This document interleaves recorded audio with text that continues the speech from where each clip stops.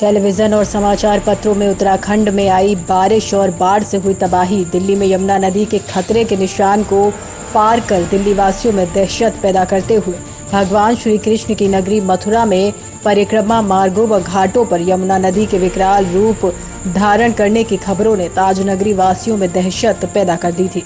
यमुना किनारे बसे गांव और कॉलोनी वासी अपने ननिहालों के साथ पल पल दहशत के माहौल में दिन रात जाग कर काट रहे थे। यमुना किनारे बसे गांव और कॉलोनी वासियों की आंखों में सन 1978 में आई बाढ़ से हुई तबाही का मंजर साफ साफ दिखाई दे रहा था। 1978 में आई बाढ़ में हजारों लोग बर्बादी की कगार पर पहुंच गए थे। 1978 में आई बाढ़ का पानी ताजमहल की दीवार को छू कर चल रहा था। 45 साल बाद वही मंजर लोगों में अब देखने को मिला, जिससे ताजनगरी वासियों में दहशत का माहौल पैदा हो गया था। जन एक्सप्रेस की टीम ने बाढ़ प्रभावित क्षेत्रों का दौरा कर क्षेत्रवासियों की समस्याओं का जायजा लिया। संवाददाता अविनाश कुलश्रेष्ठ ने दयालबाग स्थित पोया घाट पर छोड़े गए यमुना के रौद्र रूप के निशानों से रूबरू कराया।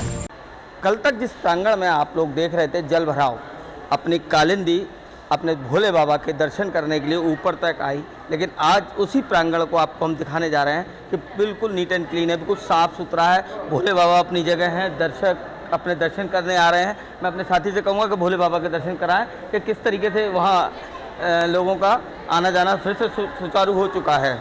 ये वही प्रांगण है जिसके अंदर भोले बाबा के चरण स्पर्श करने के लिए कालिंदी माँ यहाँ आई थी, जिनने पूरी तरह आप बता पाएंगे कहाँ तक पानी था?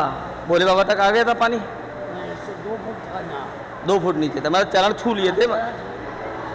जहाँ तक लोगों का कहना है कि कालिंदी ने भोले बाबा के दर्शन किए और एक रात रुककर आज पानी साफ हो चुका है। पूरा प्रांगण साफ सुथरा है, लोग सफाई में भी लगे हुए हैं।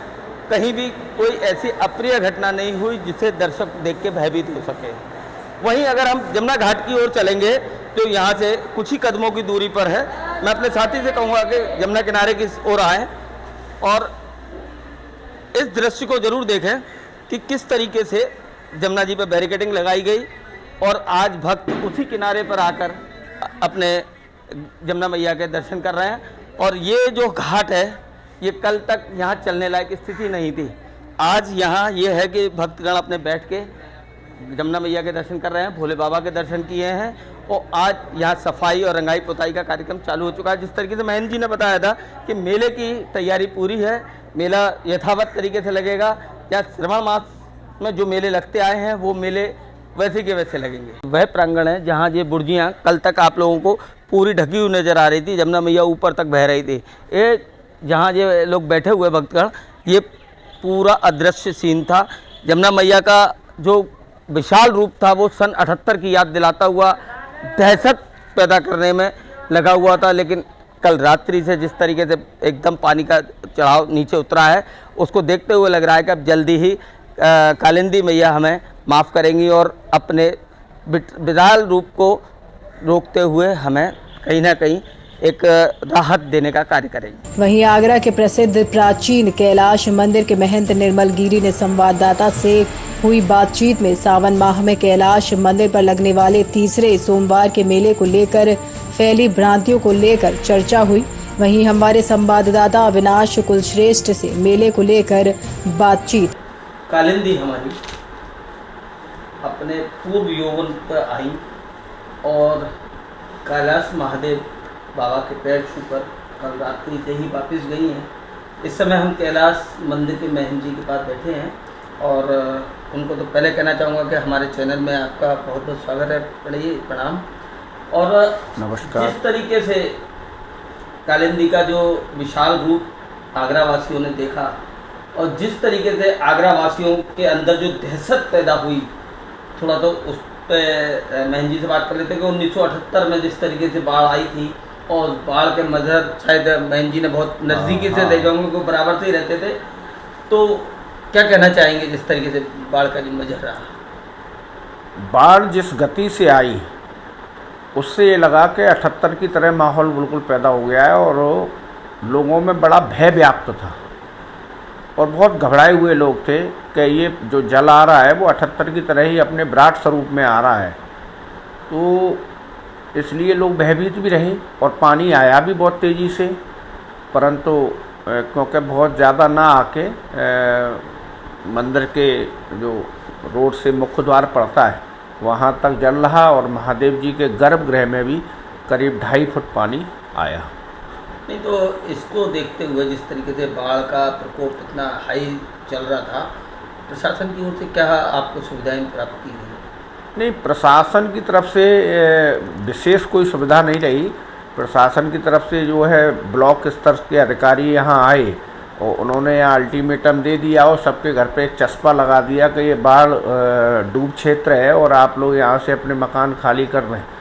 ऐसी कोई व्यवस्था या सुविधा नहीं रही उनकी तरफ से कि वो कोई मदद या हेल्प के उसमें क्षेत्रवासियों को। कल तक की कुछ वीडियो वायरल हुई थी जिसमें अंदर तक लोग पानी में तैर रहे थे और जो आपका आगे सीढ़ियाँ हैं उस क्षेत्र पर भी जा रहे थे, जबकि बैरिकेडिंग लगी थी। तो कोई पुलिस ऐसी व्यवस्था नहीं थी, प्रशासन ने ऐसी कोई व्यवस्था नहीं की कि लोगों को अंदर जाने से रोका जा सके?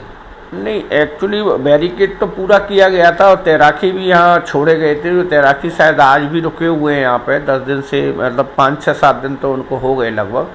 फोर्स भी बहुत रही जिसमें सिकंदरा इंस्पेक्टर उनका बहुत बड़ा योगदान रहा। वो डे नाइट यहाँ गश्त करते रहे और पुलिस प्रशासन का रहा, पर पब्लिक फिर भी दर्शनों के लिए निर्भरत आती रही और अपना पूरा जमुना जी की तरफ भी, जमुना पे घाटों पे तो नहीं जाने दिया, उन्होंने जाल लगा दिया था नेट वाला, बाकी इधर उधर तो पब्लिक घूमती रही।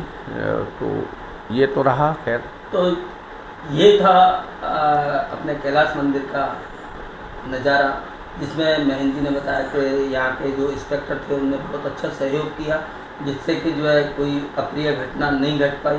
लेकिन वहीं महन जी एक चीज़ और जानना चाहेंगे हमारे दर्शक कि कुछ दिन से ऐसा चल रहा है कि कैलाश मेले का जो कुछ नहीं लग पाएगा या ऐसा कुछ, ये एक गलत बयानबाजी से और कुछ समाचार पत्रों के माध्यम से, मैं नाम नहीं लूँगा, उन समाचारों में गलत बयानबाजी की वजह से ये ऐसा प्रिंट हुआ और ऐसी खबर एक माहौल बना दिया कि मेला स्थगित कर दिया गया, यहाँ टोरेंट की लाइट काट दी गई, जबकि यहाँ टोरेंट नहीं है, यहाँ दक्षिणांचल है और जब जहाँ जल भरा था वहाँ की लाइन काटी गई, पर मुख्य मंदिर की लाइट फिर भी निर्वृत रखी।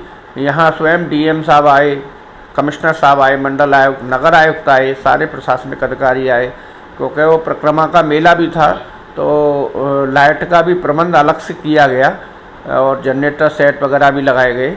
और रही मेले की बात, तो मेले के लिए सिर्फ एक भ्रांति है, क्योंकि 4 अगस्त को 4 जुलाई से श्रावण प्रारंभ हुआ और 17 तक चला, 17 जुलाई तक। इस बीच में 2 मेले पड़े, राजेश्वर और बलकेश्वर।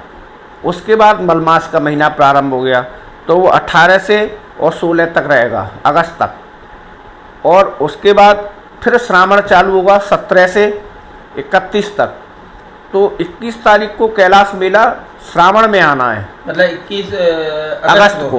ये मतलब मलमास, हाँ, ये जो मलमास रहा, मलमास है, मतलब मलमास की वजह से नहीं लग रहे हैं इन नेताओं में मेले, बाकी अगले महीने में जो श्रावण मास आएगा उसमें चालू होंगे। मतलब इसके अंदर इस बाढ़ प्रभाव का कोई प्रभाव नहीं है। गलत तरीके से उसका दुष्प्रचार किया गया और ये केवल मलमास का पीरियड चालू हो गया है, 18 तारीख से मलमास प्रारंभ हो गया है। इस वजह से मेला जो है, क्योंकि श्रावण में ही लगना है, तो वो 21 अगस्त को कैलाश मेला रहेगा और उसके बाद 28 का जो है पृथ्वीनाथ का मेला रहेगा। मंदिर में घुसे यमुना के पानी को लेकर बताया कि कालिंदी के पानी से भगवान शिव के प्रांगण में करीब 2.5 फुट पानी भरने के बाद भगवान शिव की परिक्रमा करते हुए कालिंदी ने अपना रौद्र रूप शांत किया। संवाददाता द्वारा मंदिर की स्थिति का जायजा लेते हुए मंदिर के व्यवस्थापक सतीश चंद्र गोस्वामी ने जानकारी दी। कालिंदी का विशाल रूप देखने को मिला कैलाश महादेव मंदिर पर।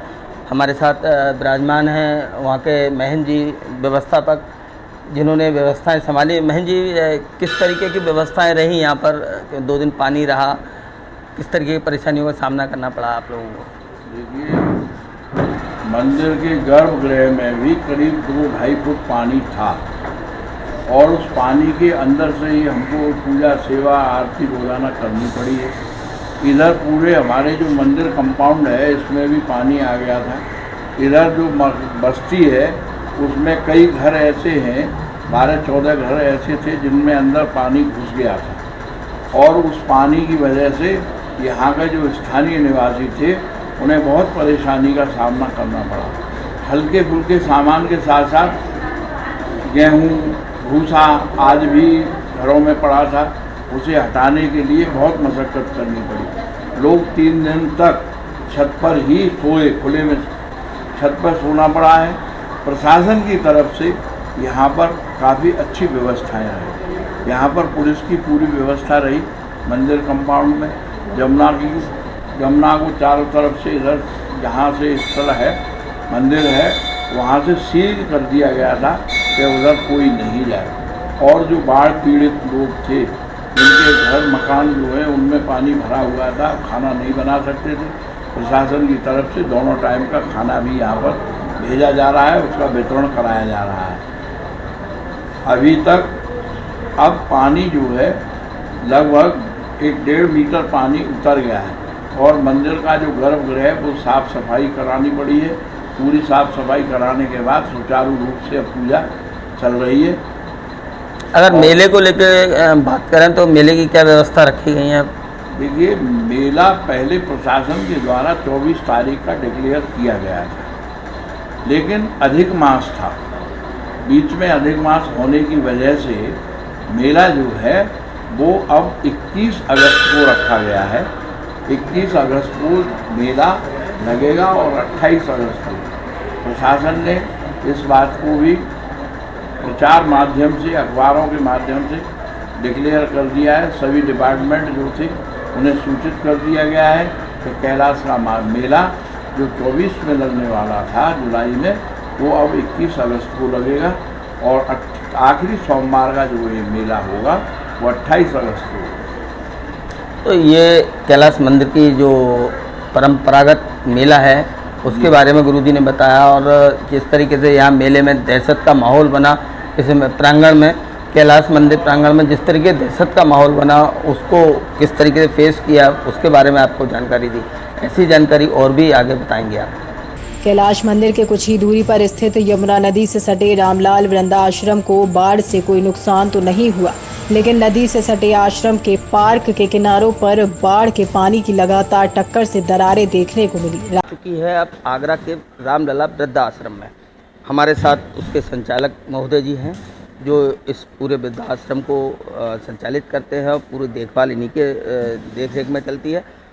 जिस तरीके से जमुना का विशाल रूप कल तक देखने को मिला, उसी परिप्रेक्ष्य में हम उनसे जानकारी लेंगे कि वृद्धाश्रम में कोई ऐसी परेशानी तो नहीं उठानी पड़ी, क्योंकि यहाँ काफ़ी तादाद में माताएं और बुज़ुर्ग रहते हैं और माता बुज़ुर्गों के साथ साथ में हमारी गौ माता और गौवंशज भी काफ़ी हद तक है।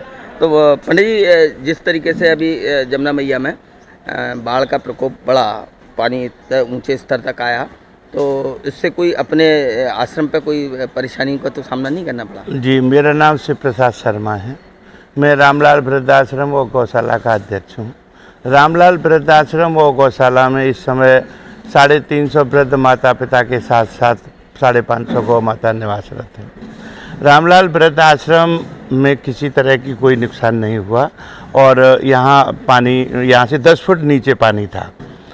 पानी बहुत विशाल रूप में आया था और आसपास के गांवों में, आसपास के एरिया में, आश्रम की बाउंड्री के पीछे और गौशाला के पीछे और आश्रम के आगे और रास्ते में काफ़ी पानी भर गया था। रामलाल वृद्धाश्रम में यहाँ पास नगला नाथू, नगला छितर सिंह से भी काफ़ी लोग यहाँ शरण लेके लिए आए। 3-4 दिन उन्हें खाना पीने की व्यवस्था सब रामलाल आश्रम द्वारा की गई और सभी को उचित सेवा करके अब पानी उतर गया, उनके घर भेज दिया है और रामलाल वृद्धाश्रम में इस बाढ़ से कोई नुकसान नहीं हुआ है। रामलाल वृद्धाश्रम में सब ठीक है। आगरा का जो हालात जमुना के देखने मिले उस हिसाब से पहला एक सुकून का दायरा नज़र आया रामलाल वृद्धाश्रम में, जहां लोगों को कोई परेशानी का सामना नहीं करना पड़ा और बल्कि आसपास के गांव के लोगों ने आके यहाँ शरण ली और वृद्धाश्रम में रहकर उनका अपना 2-4 दिन व्यतीत किए और यथावत स्वस्थ अवस्था में अपने अपने परिवार के लिए लौट गए। लेकिन जिस तरीके से जो बाढ़ आई सन 1978 में भी आई, उसके बाद 2010 में भी आई। मैंने अपने जीवन में पहली बार इतना पानी देखा। हमारे यहाँ घाट है, घाट के 7 सीढ़ी के नीचे जो बाढ़ का जो स्तर चालू होता है वो शुरू होता है, पर उतना पानी भी कभी कभी आया, पर अब की बार तो पूरा घाट ही डूब गया, जो ऐसा पहली बार देखने को मिला। इससे पहले इतना पानी हमने कभी जिंदगी भर में नहीं देखा। तो मतलब यह है कि कभी भी जैसे मान लो अगर 10 फुट पानी बढ़ भी जाता है तो आश्रम पे कोई आँच नहीं आने वाली। इसके अलावा जितना पानी अभी आया, उम्मीद नहीं है कि इससे पानी ऊपर कभी आएगा, पर अगर 10 फुट पानी और भी आ जाता तब भी रामलाल आश्रम से पानी नीचे ही रहता। मतलब आसपास वालों के लिए एक सुकून की बात है कि अगर कोई परेशानी होती है तो यहाँ आके अपनी शरण ले सकते हैं। आसपास के गांव के लोगों का कहना है, जो ज़मीन पर आश्रम बना हुआ है, तो इससे पहले भी जब 78 की बाढ़ आई थी तो इसी जगह पर गांव के लोगों ने शरण ली थी। आसपास के सभी गांवों के लोगों का कहना है कि इससे ऊंची जगह इस क्षेत्र में कहीं नहीं है। जिस तरीके से यमुना का जल स्तर लगातार घंटे दर घंटे घटता चला जा रहा है, उससे कुछ क्षेत्र में जो सुकून की सांसें ली जा रही हैं, लेकिन रामलला आश्रम के आसपास के क्षेत्र में बताया जा रहा है आज भी उन गाँव में पानी है। अभी आपको रूबरू कराएंगे उन लोगों से कि किस तरीके का पानी वहाँ चल रहा है। जब हमारी जन एक्सप्रेस की टीम को जानकारी मिली कि राहत कार्य ही बड़े जोरों शोरों से चलाया गया था कैलाश गांव के प्रधान द्वारा, तो हमारी टीम ने कैलाश गांव के प्रधान से भी राहत कार्य की जानकारी प्राप्त की। जिस तरीके से अभी कालिंदी का विराट रूप देखने को मिला, तो गांव में किस तरीके की परेशानियां रही हो, किस तरीके राहत कार्य आपने अपनी ओर से या विभाग की ओर से कराए? कैलाश मंदिर में यमुना नदी का जलस्तर बढ़ने से जो घर प्रभावित हुए थे, लगभग 40 से 50 परिवार प्रभावित हुए थे, जिसके कारण उनके घरों में पानी भर गया, बहुत दिक्कतें आईं। लेकिन ईश्वर की कृपा इतनी रही कि कोई भी जनहानि या कोई भी ऐसी मतलब सार्वजनिक नुकसान नहीं हुआ है। आज यमुना नदी काफ़ी अपनी सीमा में चली गई हैं।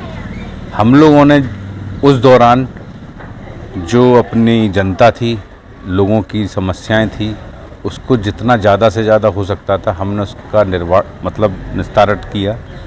लोगों को भोजन की व्यवस्था, पानी की व्यवस्था, मोबाइल टॉयलेट, और सबसे बड़ा सहयोग हमारे प्रशासन का रहा।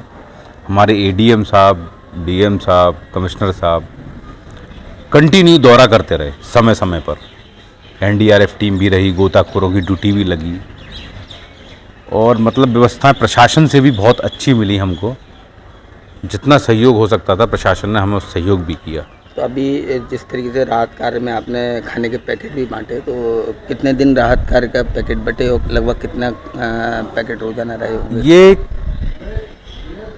लगभग 300 के आसपास पर डे का रहता था, कभी कम ज़्यादा ऐसा भी रहा है, और ये करीब 3 से 4 दिन चला अपना कार्यक्रम।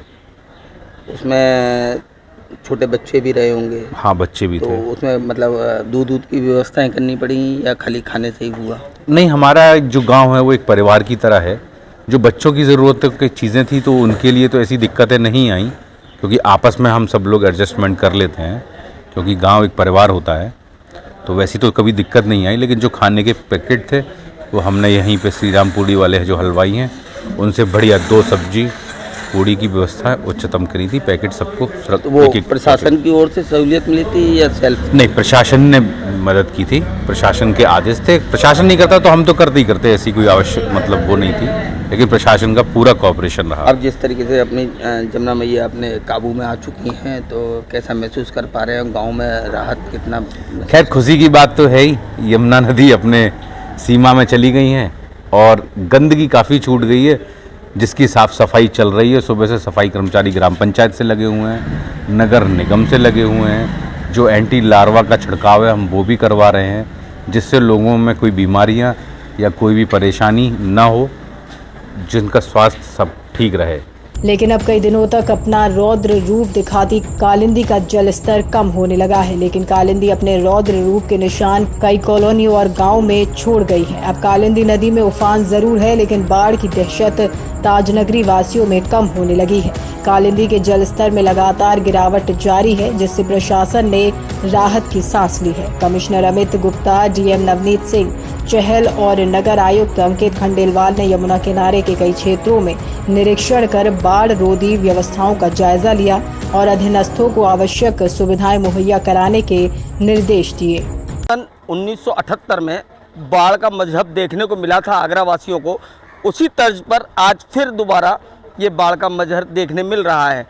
आज 20 तारीख हो चुकी है। 20 तारीख में अगर देखा जाए तो कल की अपेक्षा आज पानी काफ़ी उतर चुका है और लोगों ने, जो जमुना किनारे रहते हैं आगरा निवासी, उन लोगों ने कुछ राहत की सांस ली है। कुछ जानवरों को भी देखा जाएगा तो वो भी कुछ राहत की सांस ले पा रहे हैं, क्योंकि जिस तरीके से पानी का बहाव अपने फिलों के साथ आगरा में आया है वो देखने लायक है। और जगह जगह जहां बाढ़ पीड़ितों के लिए चौकियां बनाई गई हैं, जहां लोगों को राहत की व्यवस्थाएं की गई हैं सरकार द्वारा, वो कहीं भी वैसे तो व्यवस्थित नहीं नज़र आ रही, लेकिन फिर भी लोगों को अंदर से एक जो भय था वो ख़त्म होता नज़र आ रहा है।